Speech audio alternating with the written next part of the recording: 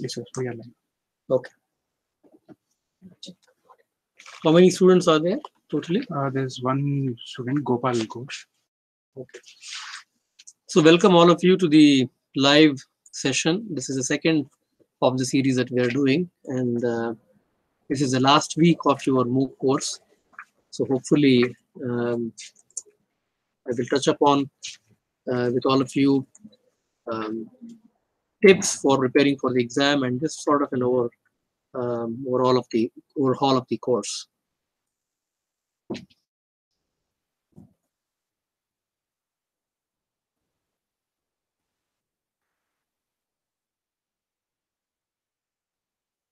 So how many students have logged in?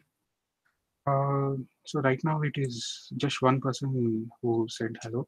Okay. Gopal Ghosh. Okay. Hello, all of you. So I would also like to introduce three of my TAs who are there: Chaitanya Kumar Matsa, Shaunak Roy, and Priya Nadkarni. These three TAs are also online along with me. So we will be taking your questions and we will be answering your questions. And for those questions which are detailed and involved, we can take them offline and we'll try to get back to you within 24 hours. So if you have any questions, voice them. And if we can solve it here, we can do it. Else we will take it offline. And then, these things will be, the answers will be posted within 24 hours.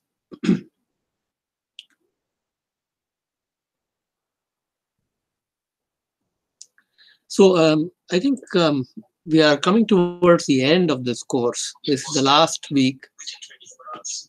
This is the last week.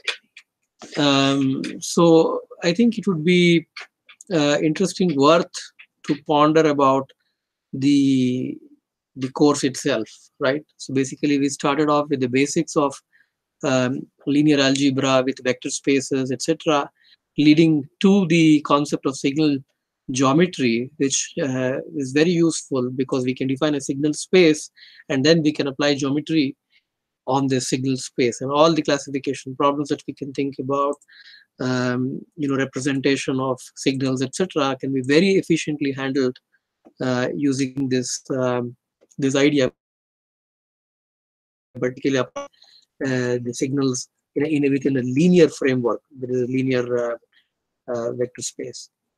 Now, this was very useful for us, and then we were able to basically also appreciate how noise can be modeled as a random process, and then how we can fold those ideas back within the signal space itself, right? So noise and signal both can be modeled as basically points in the signal space. So where a deterministic signal can be an isolated point, noise can be basically a cloud around this point with a certain distribution.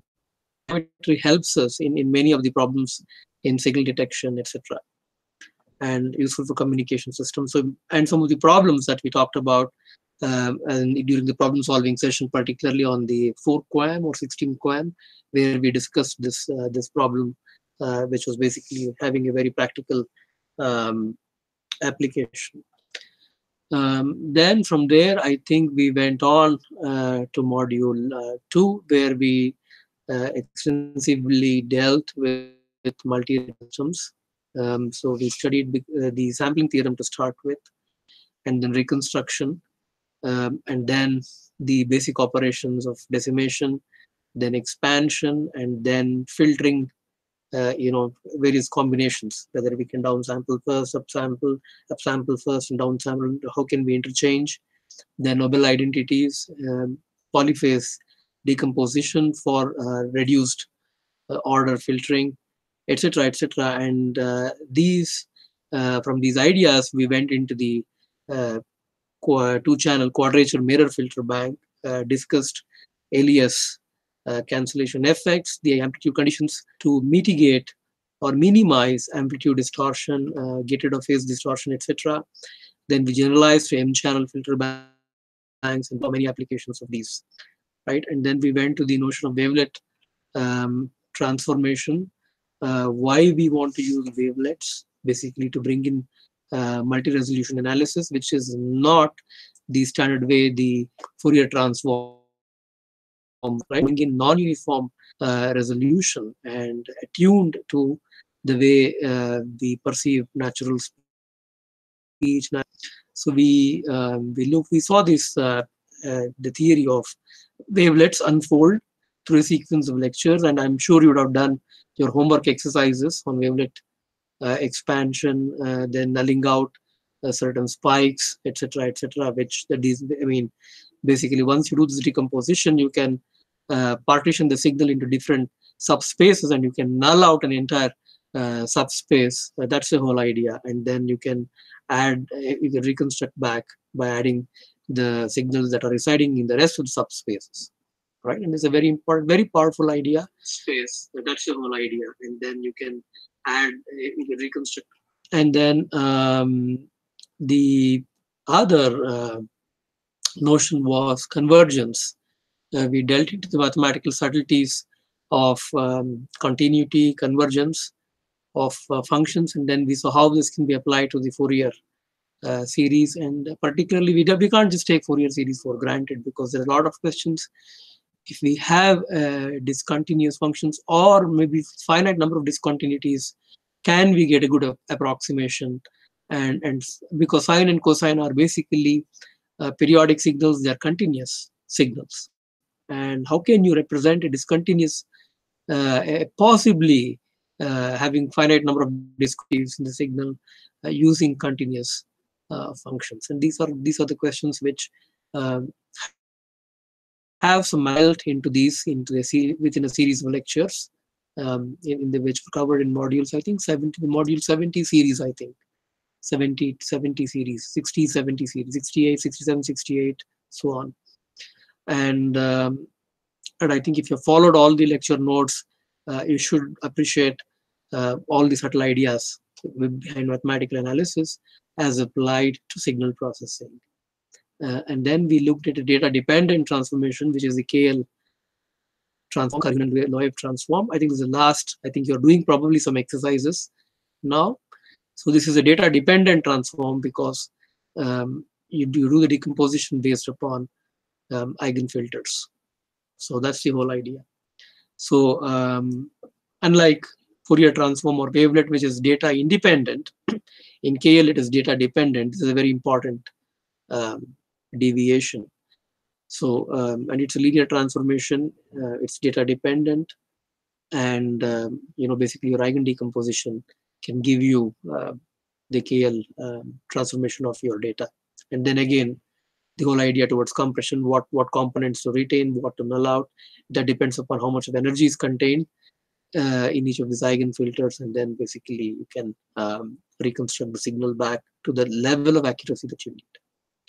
So I think the subtleties of the mathematical details are outlined in the lectures, so pay clear attention to the lectures and the definitions, because now summing all, we discussed the signal representation, to represent a signal as a point in a signal space, then sampling and its ramifications, then transformation, signal transformations, that is data independent, data dependent transformations, and then convergence, etc., related to Fourier series. So I think these four topics are major topics, are the core of this MOOC course. So you have done a 30-hour course, and I'm just summing this in 10 minutes.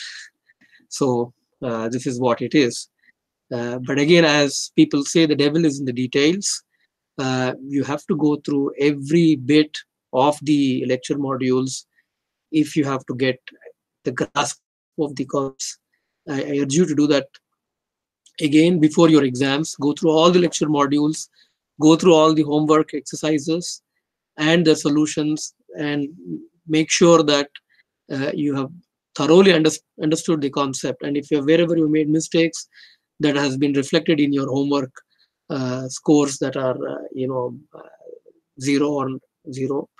Look through the solutions in the homeworks, understand where you went wrong, and then basically grasp the idea, because your exam is going to be based, on the cumulative material. So therefore, I think if you have gone through all the homeworks, understood the material within the modules, I think you'll be able to do well in the exam. So do not panic. Okay, so just go through the modules carefully, and you will be fine for the exams. But prepare well. So if you have any questions, we can take them. So yeah, there are no questions posted yet. Okay.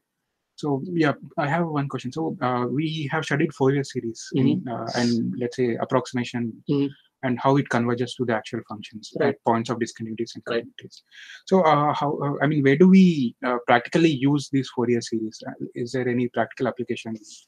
I think your entire spectrum analyzer is a good example for your an analysis. Okay. Right? You are getting a signal, maybe a radar signal with some, a certain frequency. Maybe you have a Doppler frequency also. You want to study the spectrum of this signal, because you want to sense the signal against something which is there, noise in the background.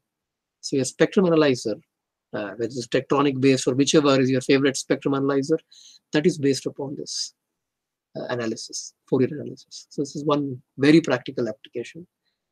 And we automatically in our brain do some kind of Fourier analysis. I think we don't say this, but when you look at a natural image, we do low pass and we filter out first the intensities, we do the background processing, and then we look at details. So we do a level of spectrum analysis naturally. But I think a good example is spectrum analyzer. So that is one application of the Fourier principle.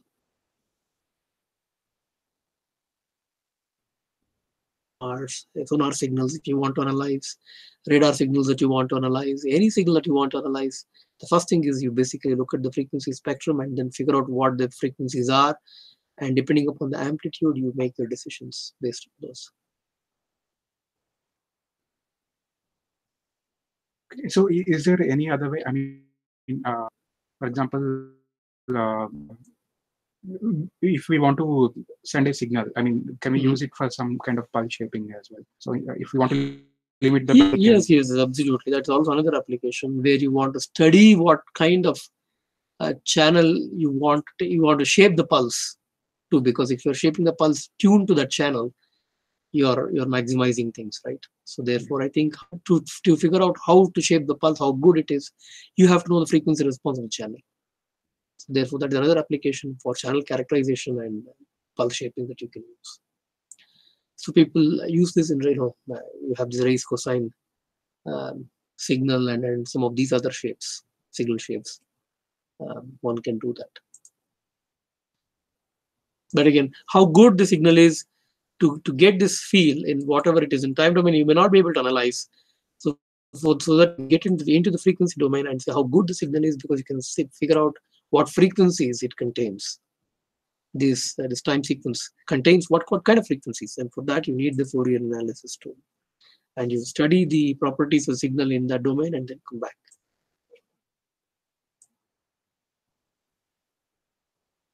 So, I mean, in the form that we have sent, 3 people have expressed interest in this live session. So, Dr. M.E. Prema, okay, Chirag Panchal, and Shahid Iqbal. Okay, so all hope of you. Yeah. The 3 are present here, and okay. I also see Gopal. Hello, Gopal.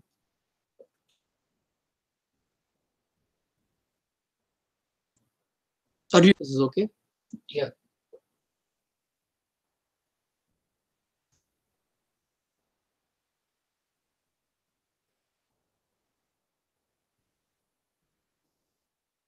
Questions. This is a time where you can ask questions.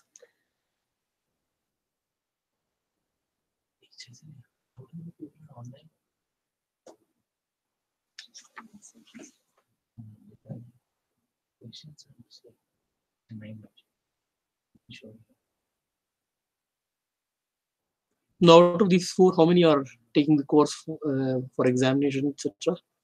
We are not sure. We're not sure. Okay. 54. Yeah, totally 54 are taking the exam. Okay.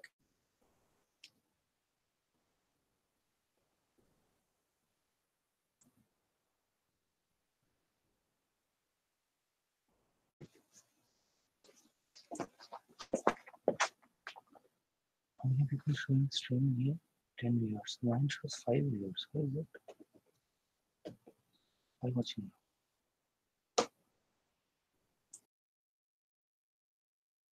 Questions for the TAs on any of the works? I mean, this is the time you can ask. Feel completely free. I mean, do not have any inhibition. No question, a dumb question. I mean, it is dumb for the first time, but after the solution is revealed, it is not dumb anymore. So feel free to ask questions. It can be even parts of your homework. If you have any questions related to the homework, on a specific homework, specific problem, I think we can take it up now.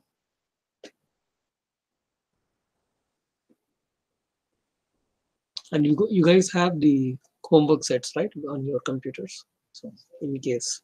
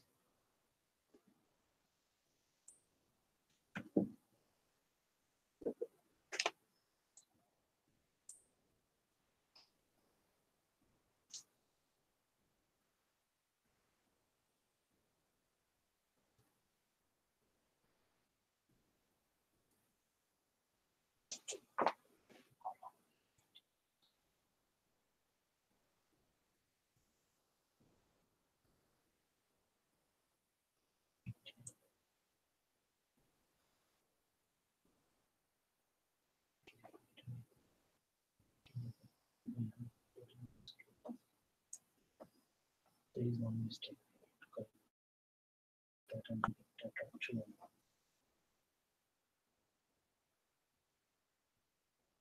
Was people joining in? Yet. Yeah. We'll give them 5-10 minutes, and then if nobody's turned in, no questions, then I think we can. So we can go until 5:30. Yeah, we'll do that. We'll give some time. So if they have questions, they can ask. If no questions come, then. Yeah, me too are also.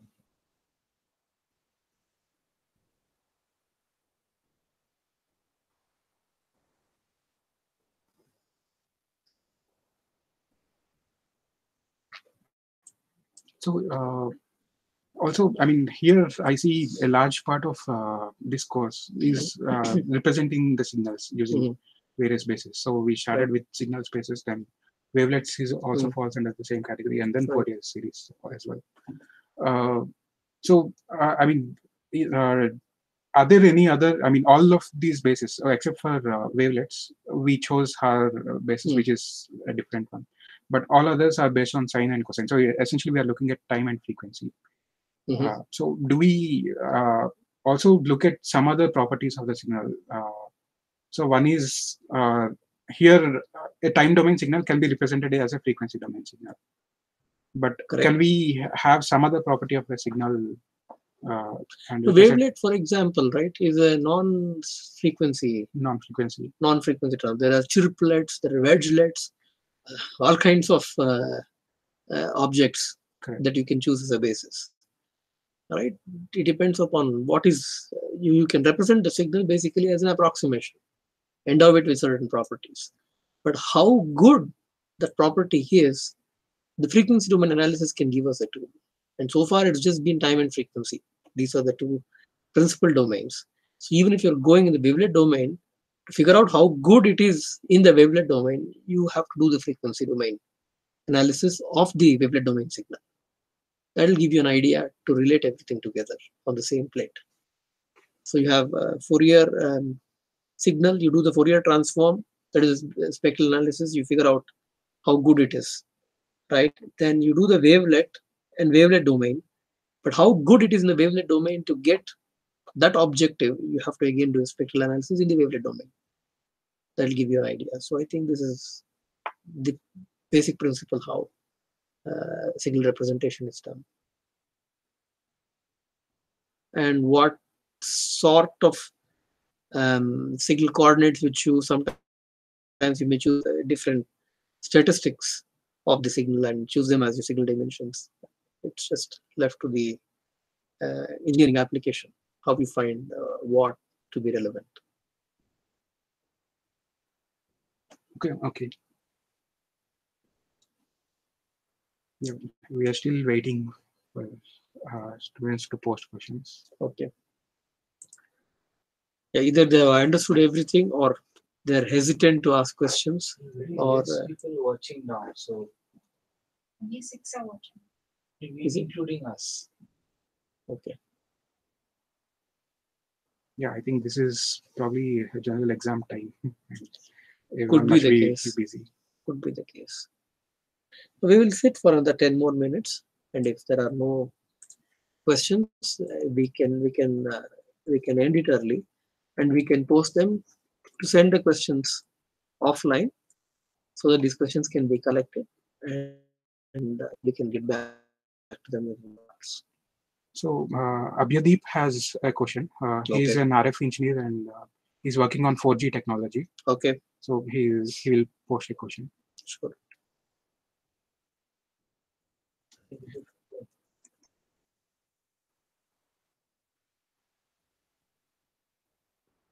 So by the way, I'm not familiar with the standards on 3G, 4G, 5G, etc. So if something is very specific, you have to pose it in the language of signal processing, and then we can talk.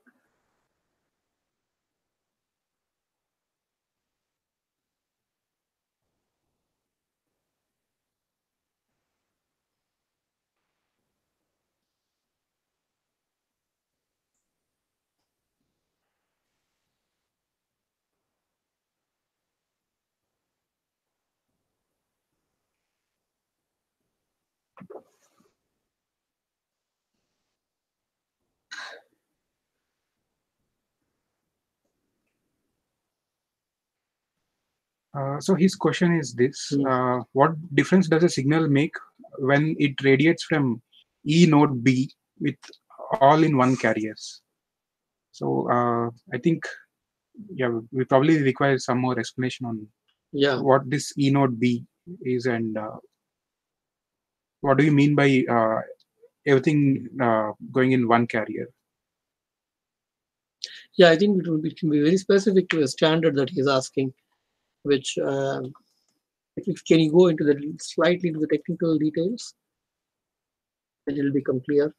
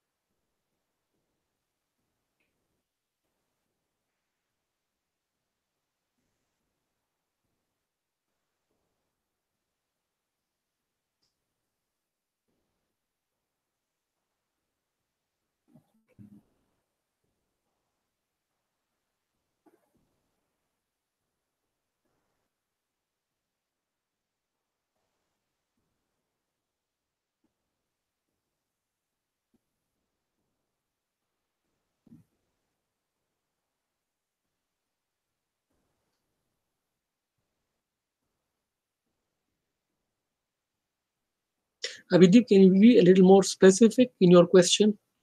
In sense, can you go slightly into the technical details, what is happening there? Because we may not be familiar with these standards. So if you can go slightly, little more technical, what exactly is happening, then we can analyze that situation. So he's elaborating on that. He has a site with 2100 and 700 megahertz bands. 21? 100 and 700 okay. megahertz bands. Two frequency bands. Okay. and he has two antennas propagating signal from one site. Essentially, that site is a radio. Okay. So we are waiting for further clarification. I mean, sure. So Abhyadeep, could you pose the question on this particular situation?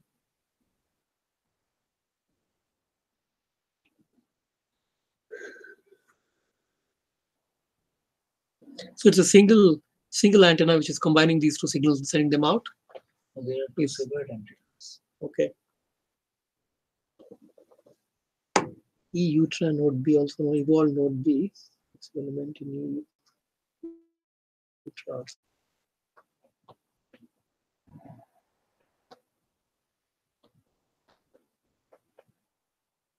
Specific to the so to the standard. Is your question that two sites are transmitting on the same carrier and one receiver is receiving both the signals?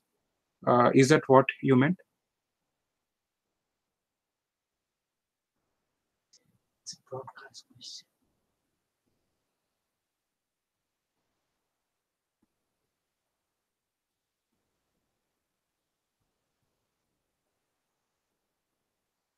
So he says that he has a site with, yeah, I think the question is this, as I explained. Okay. So he has a site with both 2100 and 700 megahertz bandwidth, and he has two such sites. Okay. Same frequencies. Let's say if both the sites transmit on the same carrier frequency. So what difference does it make at the receiver side? Because you're getting the same signal from both sides. On same carrier frequency. But I think you'll have to have some identification to the information that you're sending on both the signals, right? I think that some header, some site identification has to be there. Otherwise, you don't want to mix these two signals, so sending them out the same carrier, right? He wanted to know the difference in signal propagation between these two scenarios. You can intentionally introduce a signal delay. You can intentionally introduce a phase delay that you can estimate at the receiver, and from which you can you can decode, demodulate. And this is one of the ideas one can do, because if you are keeping them phase synchronized, then it would be hard. So is that in mind? His other question was basically what could be the coverage difference? Coverage in terms of the cell coverage. In terms of the cell coverage, I guess. No, I think this is another dimension that you have. Having the phase offset, you can play around. We can use the phase offset as an additional variable. Using several such phase offsets, you can basically cover the base more efficiently, provided you can pull back from your phase offset, right? So basically, you're sending several different signals, and basically it's delayed signaling protocol. This is one thing which I imagine. I'm pretty sure the standard may have its own way of handling it. But if you want to cover a cell using riding on the same carrier, but you want several signals, you can do delay difference. Essentially coding on the information. That should work.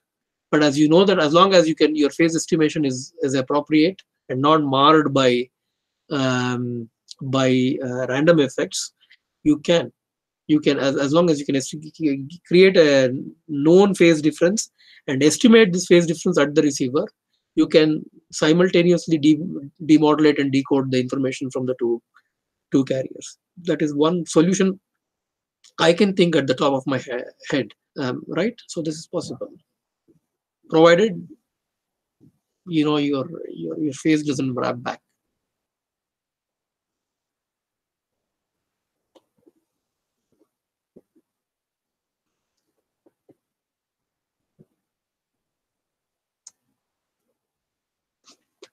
Okay, so he seems to be fine with it. Yes. Okay.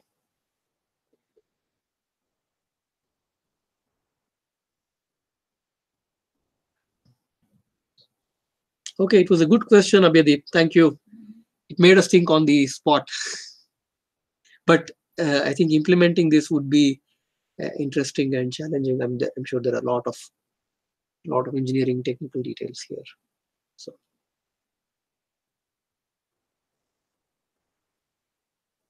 Questions? Yeah, so we are still waiting. Okay.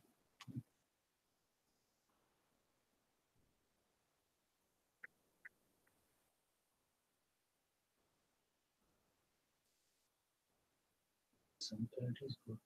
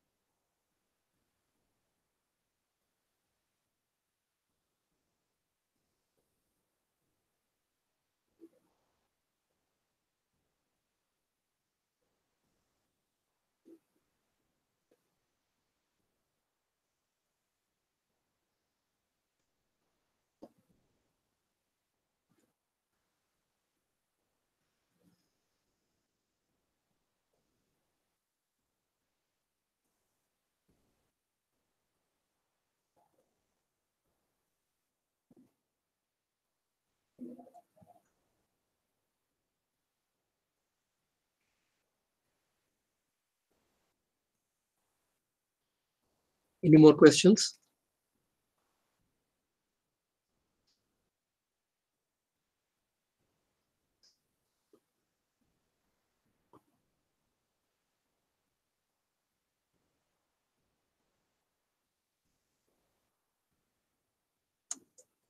Sure. You can ask questions.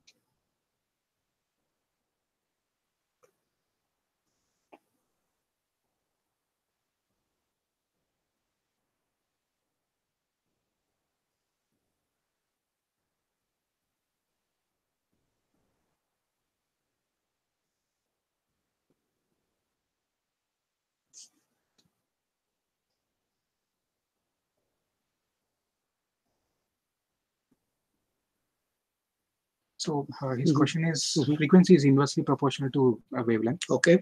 So if the carrier L700 coverage is thrice that of 21 practically, what if we give 3 times power to the 21 hertz to match up to 700 megahertz coverage?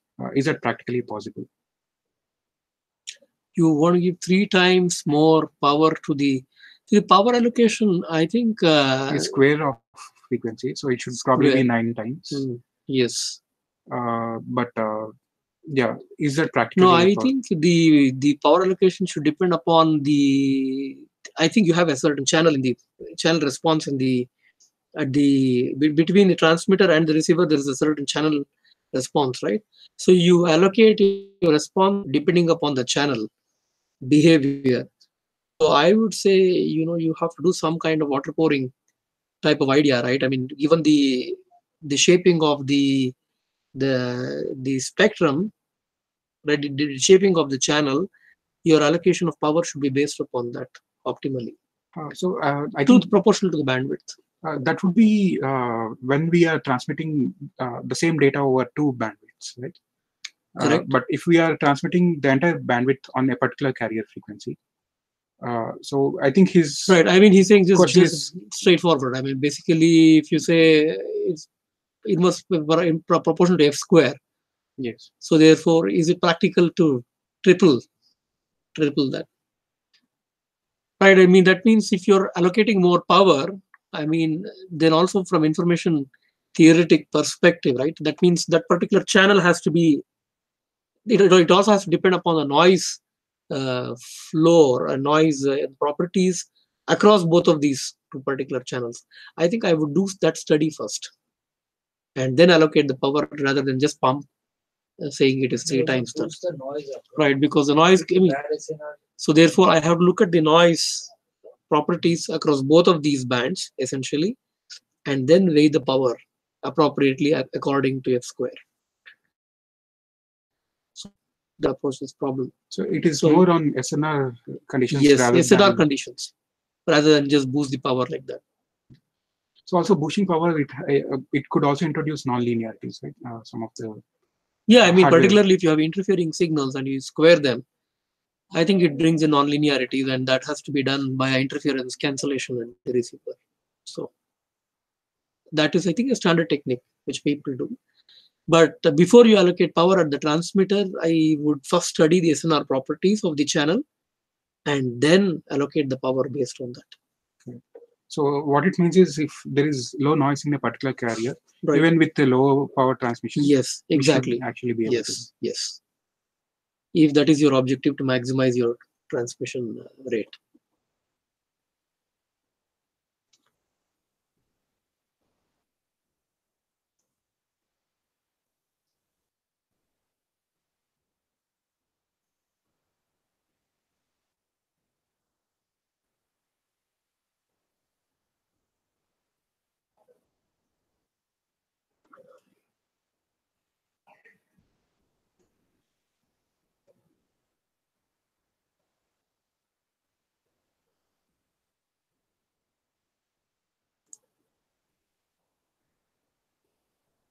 He says this would further degrade our SINR then, right, sir?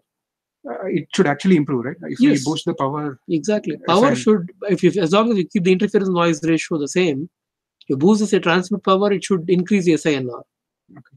So what it means is, let's say if both the carriers have equal noise floor, yes, then probably 9 times would give a similar channel condition. Yes.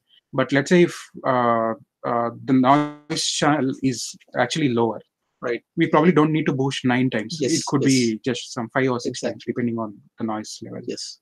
So basically, you have the interference condition, you have the noise conditions in your denominator, and the numerator you have the transmit power. So we will weigh according to how your numerator and your denominator variables balance out. That's how I would do, rather than just pump in straight 9 times the transmit power that I wouldn't do that.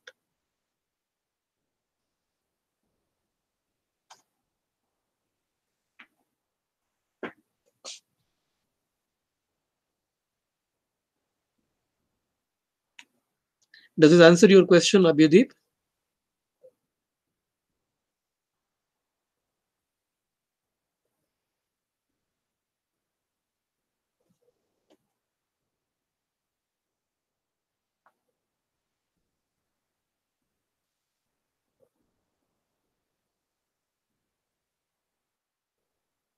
Okay. He seems to be fine with it.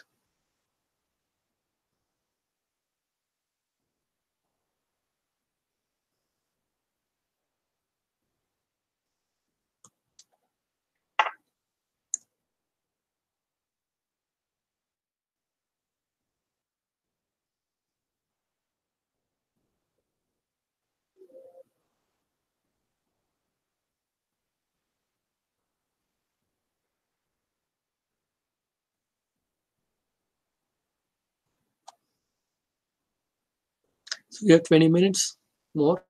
So how many are logged in? About 6 right now.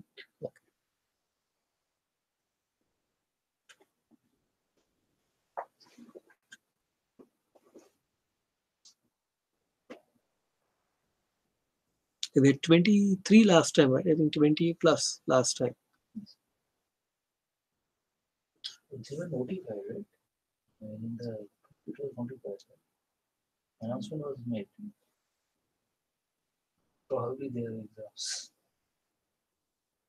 No, this is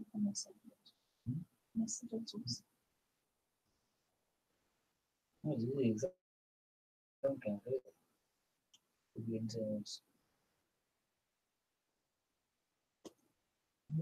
So Abhidip, did you go through the modules? You found them helpful?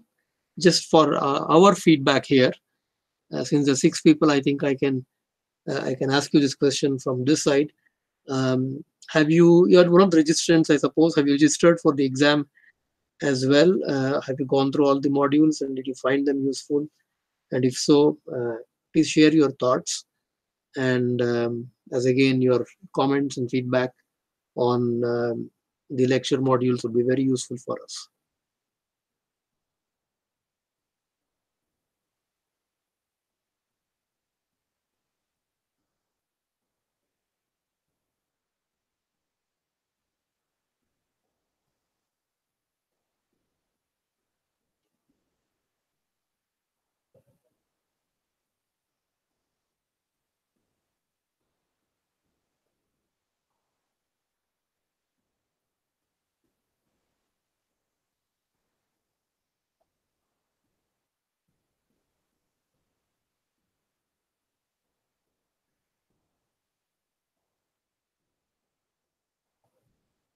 Do you have a question?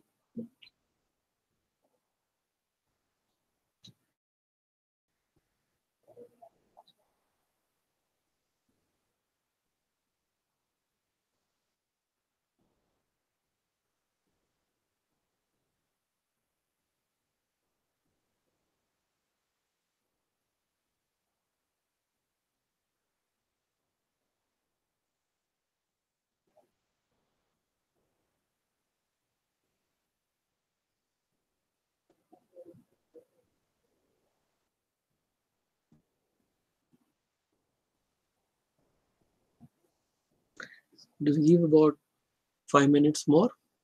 Yes. And then we'll try to wrap it by 4:50.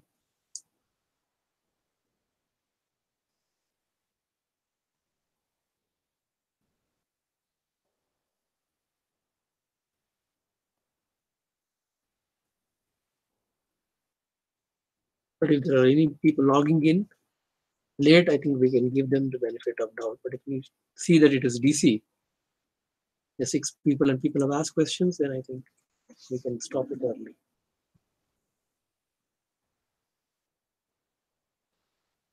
I post in the forum. Sure. Yeah.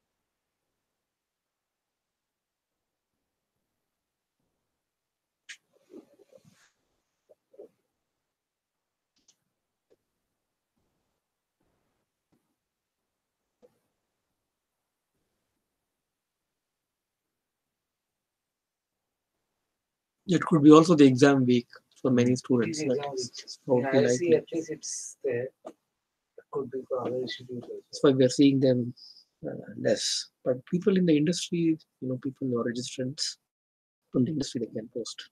So I have one hypothetical question. Yes. So if we look at filter banks that we have studied, it seems somewhat like a multi-input, multi-output system. So we have multiple streams that are being transmitted and multiple streams.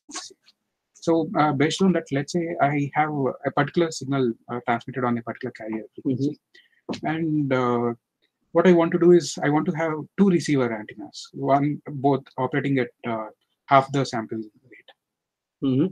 So does that help in some sense? So you're saying you have 2 different, let's say you have filter bank and 2 different branches are sending two different No, frequencies let's say just one signal is being sent. on one branch. One branch. Downsample, okay. But the receiver has two receivers. I mean, two antennas receiving. Yeah, I think it's diversity detection, right? That should help you. Yes, it should help you. Because you may receive two signals, and from both of these you can do information. So therefore, it is diversity detection, and that will help you.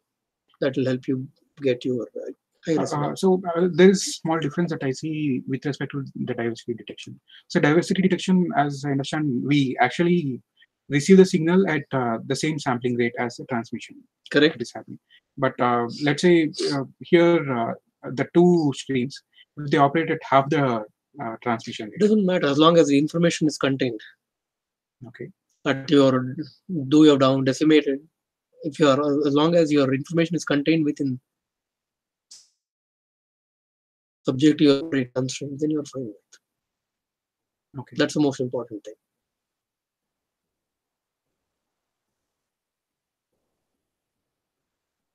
So probably the idea is if they are operating at half the sampling rate, the power consumption could come down. Could come down as well, but as long as your information, you're sampled, you can't downsample at a rate which violates the sampling idea, right? As long as the sum rates from your downsamplers add up to the original sampling rate, it is fine. And in that process, the information that you're sending from each of them, as long as you can get diversity detection, it is good. Okay. So probably we should have some kind of filter before hand if we want to upload than the Nyquist rate. Yes. Something like filter banks. Yes.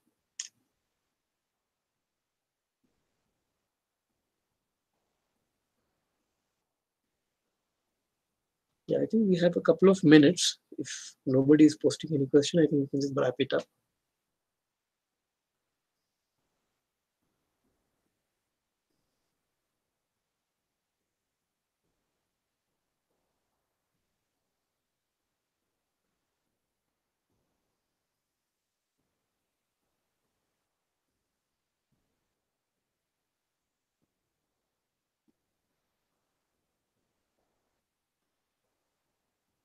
We have a time for one quick question, if at all we have.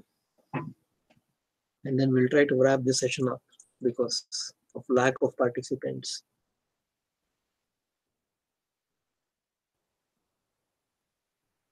Just post it.